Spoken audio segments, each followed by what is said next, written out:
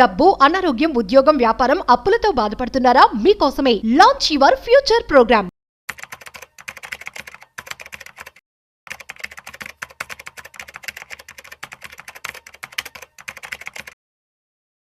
So ఈ month మనం చూస్తున్నట్లయితే నిఫ్టీ, సెన్సెక్స్ రెండు కూడాను ఆల్ టైమ్ హైకి దగ్గరలో ఉన్నాయి. అయితే అసలు ఈ మంత్ స్టాక్ మార్కెట్ ఎలా ఉంది, సో దీనికి సంబంధించి పూర్తి సమాచారం ఇవాళ మనతో చెప్పడానికి ఫినాన్షియల్ ఎక్స్పర్ట్ రమేష్ పసుపులేటి గారు ఉన్నారు. సో వారి మాటల్లో మరింత సమాచారం అడిగి తెలుసుకుందాం. హాయ్, హలో, నమస్తే, వెల్కమ్ టు సుమన్ టీవీ. నేను మీ Rajeev Pasupuleti. So let's start. So hi sir, నమస్తే. నమస్తే సార్, ఈ మంత్లో ఒక 10-12 రోజులు మాత్రం భారీగా తగ్గింది స్టాక్ మార్కెట్ కావచ్చు. సో కానీ ఇప్పుడు మళ్ళీ నార్మల్గా వచ్చేసింది. అండ్ ఇప్పుడు మనం చూస్తుంటే ఆల్ టైమ్ హైకి దగ్గరలో కూడా ఉన్నాయి నిఫ్టీ అండ్ సెన్సెక్స్. సో ఈ పరిణామాల రీత్యా ఈ మంత్ ఎలా ఉంది అంటే ఏం చెప్తారు? డెఫినెట్గా మనం బుల్ మార్కెట్లో ఉన్నామని చెప్పుకోవచ్చు. ఎందుకంటే మనం 2024 అక్టోబర్ నుంచి 2025 మార్చ్ వరకు మార్కెట్ పడింది. మన దేశంలో చాలా పెద్ద క్రాష్ అయింది. ఎగ్జాక్ట్లీ. నిఫ్టీ కూడా 20% పడింది ఆల్మోస్ట్. అవును. సో ఎందుకు పడిందంటే లాస్ట్ ఇయర్ Q3 రిజల్ట్స్ బాగాలేవు. Q2 రిజల్ట్స్ నుంచే స్టార్ట్ అయిపోయింది. సో షేర్స్ కూడా ప్రైస్ టు ఎర్నింగ్స్ బాగా పెరిగిపోయినాయి. ఆల్మోస్ట్ 10 times నుంచి 100 times వరకు వెళ్ళిపోయినాయి. 10 times ముందే స్టాక్స్ కూడా 100 times వెళ్ళిపోయాయి. దాని తర్వాత FIs వెళ్ళిపోయారు. సో వార్స్ తర్వాత ట్రంప్ గెలిచాడు. ట్రంప్ గెలవడమే స్టార్ట్ అయింది మార్కెట్ బాగా క్రాష్ అవ్వడం. ట్రంప్ ట్రేడ్ వార్ అన్నాడు. ఇప్పుడు ప్రజెంట్ సిచ్యువేషన్ చూస్తే PE మల్టిపుల్స్ తగ్గిపోయాయి, అంటే వాల్యుయేషన్స్ తగ్గిపోయాయి. స్టాక్స్ మంచి వాల్యుయేషన్స్లో ఉన్నాయి. రెండోది వచ్చేసి రిజల్ట్స్ బాగున్నాయి. లాస్ట్ Q4 రిజల్ట్స్ చాలా బాగున్నాయి. తర్వాత వచ్చేసి ట్రంప్ ట్రేడ్ వార్ కూడా అయిపోయింది. సో మనకి నెక్స్ట్ July 9th మనకి అగ్రిమెంట్ ఉంది. సో మనది వరల్డ్లోనే సెకండ్ హైయెస్ట్ అగ్రిమెంట్. ఫస్ట్ చైనాతో చేశాడు, తర్వాత మనతో చేస్తున్నాడు. సో వార్స్ కూడా ఆగిపోయాయి. అవును. సో వీటన్నిటి వల్ల మార్కెట్ బుల్ మార్కెట్ అక్కడలోనే స్టార్ట్ అయిపోయింది. యాక్చువల్లీ మనకి 2025 ఏప్రిల్లోనే నిఫ్టీ చూస్తే ఆల్మోస్ట్ 5% పెరిగింది. అవును. మేలో ఇంకా బాగా పెరిగింది. మేలో కూడా 5% పెరిగింది. సో ఈ మంత్ ఫస్ట్ 12 days మీరు చెప్పినట్టు ఫస్ట్ 15 days ఏదైతే వార్ క్లోజింగ్ వరకు కూడా నిఫ్టీ పడింది. ఆల్మోస్ట్ మళ్ళీ 7% పడింది. అవును. సో మళ్ళీ అక్కడ నుంచి రికవర్ అయితే వచ్చేసింది. అక్కడ నుంచి డౌన్ ద లైన్ నుంచి మళ్ళీ ఇప్పుడు 8% పెరిగింది. సో ఓవరాల్ క్లోజింగ్లో చూసుకున్నా కూడా ఈ మంత్ కూడా ఆన్ యావరేజ్ 5% ప్లస్లోనే క్లోజ్ చేస్తున్నారు. అవును. సో నిఫ్టీ ఇదంతా సింపుల్ థింగ్ ఏంటంటే మనం బుల్ మార్కెట్లో ఉన్నామని చెప్పుకోవడానికి కన్ఫర్మ్గా ఒక చిన్న పాజిటివ్ పాయింట్ వచ్చినా కూడా పెరుగుతుంది. ఓకే, మరి ఇందులో ఏ రంగాలు ఎలా ఉన్నాయంటే ఏం చెప్తారు? యాక్చువల్గా బ్యాంకింగ్, ఫస్ట్ బ్యాంకింగ్ తీసుకోవాలి. ఆల్ టైమ్ హై టచ్లో చేస్తుంది. అంటే 57,800 ఉంది ఇవాళ బ్యాంక్ నిఫ్టీ. సో ఇది యాక్చువల్గా 54,000 ఉంది లాస్ట్ మంత్ ఫస్ట్ వీక్లో. అంటే June 1st 54,000 ఉన్న bank Nifty so RBI review తర్వాత పెరుగుతా వచ్చి ఇవాళ 58,000కి వచ్చింది. సో అంటే ఏంటంటే బుల్ మార్కెట్. ఇంకోటి వచ్చేసి బ్యాంక్స్ అన్ని, ప్రైవేట్ బ్యాంక్స్ అన్ని పెరిగినాయి, గవర్నమెంట్ బ్యాంక్స్ పెరగలేదు. బాగా పెరిగింది ఏంటంటే NBFCs, okay, non banking financial services.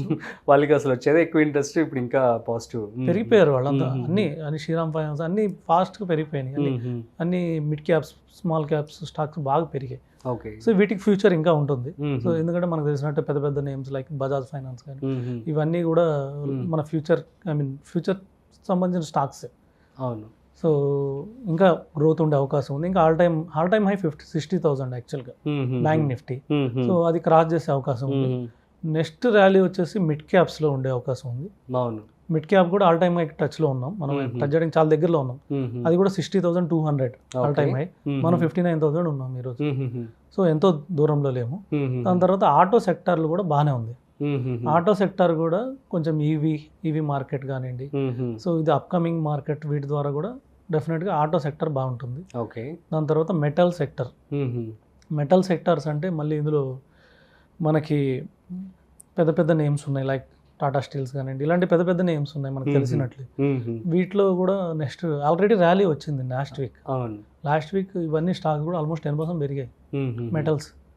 So ఇంకా మంచి ర్యాలీ ఉండే అవకాశం ఉంది మెటల్ స్టాక్స్లో కూడా. Okay. And monetary policy RBI తీసుకురావడం జరిగింది, రెపో రేట్ తగ్గించి. సో ఇది కూడా ప్లస్ పాయింట్ ఏంది అనుకోవచ్చా? డెఫినెట్గా ఇవన్నీ ఏమవుతుందంటే బ్యాంక్స్ తగ్గించిన రెపో రేట్, సో బ్యాంక్స్ కూడా రేట్ ఆఫ్ ఇంట్రెస్ట్ తగ్గిస్తే ఈ కంపెనీస్ అన్నిటికీ బెనిఫిట్, క్యాపిటల్ తక్కువలో దొరుకుతుంది. ఇప్పుడు వరకు కొంతమంది క్యాపిటల్ ఇప్పుడు దాకా లేక వాళ్ళు ఇన్వెస్ట్ చేయాలి, వాళ్ళకి ప్రాజెక్ట్స్ ఉండి కూడా ఇన్వెస్ట్ చేయాలి. ఎందుకంటే హై రేట్ ఆఫ్ ఇంట్రెస్ట్లో తీసుకొచ్చి ఇన్వెస్ట్ చేస్తే ఏమన్నా సపోజ్ ప్రాజెక్ట్ వర్కౌట్ కాకపోతే వాళ్ళు హ్యూజ్ డెట్, దానికి ఇంట్రెస్టే ఎక్కువ పే చేయాలి. సో దానివల్ల ఏంటంటే లాసెస్ వస్తే మళ్ళీ రికవరీ కావడానికి కానీ ఇదంతా టైం పడుతుంది కాబట్టి వాళ్ళు ఇన్వెస్ట్ చేయాలి.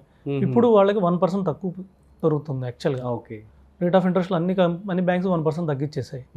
సో ఇది వాళ్ళకి చాలా మంచి టైం. మనకంటే 1% చాలా తక్కువ కనిపిస్తుంది, వాళ్ళకి కొన్ని క్రోర్స్. సో కొన్ని 100 crores 500 crores. ఇప్పుడు మనం చూస్తే లాస్ట్ వీక్ రియాలిటీ స్టాక్స్ బాగా పెరిగాయి. పెద్ద పెద్ద రియాలిటీ స్టాక్స్ ఉన్నాయి మన ఇండియాలో.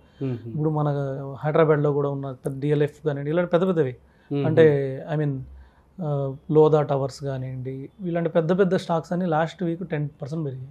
ఓకే, సో FIIలు విదేశీ పెట్టుబడులు ఎలా ఉన్నాయి? సో FIIs మెయిన్ థింగ్ ఏంటంటే లాస్ట్ 10 daysగా చూస్తే లాస్ట్ 10 days ఈవెన్ అప్పటికి వారు కూడా క్లోజ్ కాలేదు. అవును, వారు కూడా క్లోజ్ కానప్పుడు కూడా యాక్చువల్గా మన ఇండియన్స్ తక్కువ, మన ఇండియన్స్ సేల్ చేస్తున్నారు. నెట్ సెల్లర్స్ ఉన్నారు మన ఇండియన్స్. నెట్ బయర్స్ ఎవరంటే FIIs.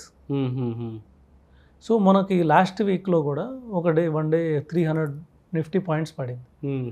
ఆ రోజు FIIs చూస్తే 12,000 crores పాజిటివ్లో ఉన్నారు. ఓకే, పడినా కూడా సేల్ చేసింది మన DISఏ. నెక్స్ట్ డే కూడా వాళ్ళు 5,000 crores పాజిటివ్లో ఉన్నారు. ఆ రోజు నిఫ్టీ పెరిగింది, మళ్ళీ 200 పాయింట్స్ రికవర్ చేసింది. ఆ రోజు ట్యూస్డే 300 పాయింట్స్ పడింది, వెడ్నెస్డే 200 పాయింట్స్ పెరిగింది.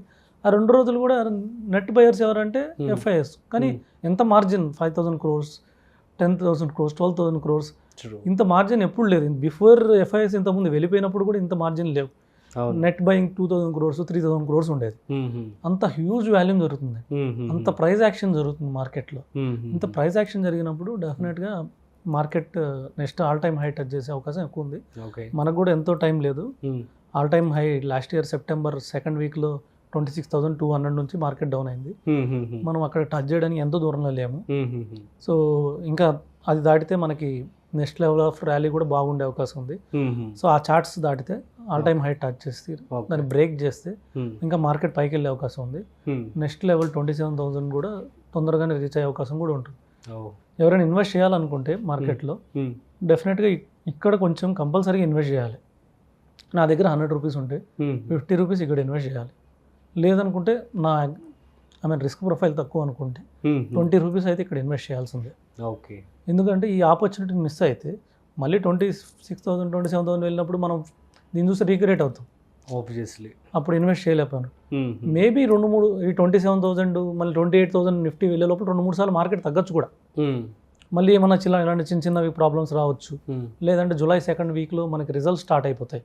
అవును, మనకి ఎప్పుడైతే లాస్ట్ ఇయర్ మార్కెట్ ఎప్పుడు స్టార్ట్ అయిందంటే డౌన్ఫాల్ ఓన్లీ రిజల్ట్స్ స్టార్ట్ అయిపోయింది.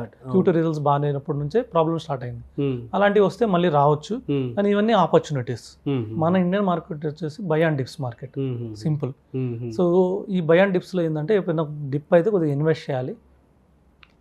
సో లేదంటే వెయిట్ చేయాలి. కానీ కంపల్సరీగా మనం సేల్ చేసి ఎగ్జిట్ అయితే మాత్రం ఇలాంటి ఆపర్చునిటీ మళ్ళీ మనకు దొరకదు. Super sir, thank you so much. So guys, అర్థమైంది కదా. సో ఈ మంత్ అయితే స్టాక్ మార్కెట్ అనేది చాలా పాజిటివ్గానే క్లోజ్ అయిందని చెప్పడం జరుగుతుంది. సో ఎంత వాజ్ వచ్చినా సరే కూడాను లాంగ్ టర్మ్లో కనుక మీరు పెట్టుబడి పెట్టాలనుకుంటున్నట్లయితే సో మీరు ఎప్పుడైనా పెట్టుబడి పెట్టుకోవచ్చు అని కూడా చెప్పడం జరుగుతుంది. That's it. మరొక ఇంట్రెస్టింగ్ కాంటెంట్తో మళ్ళీ కలుద్దాం. మీకు ఏమైనా డౌట్స్ ఉంటే కామెంట్ చేయండి, మేము మీకు రిప్లై ఇస్తాము. So thanks for watching. This is Rajiv signing off. Video నచ్చినట్లయితే లైక్, షేర్ అండ్ సబ్స్క్రైబ్.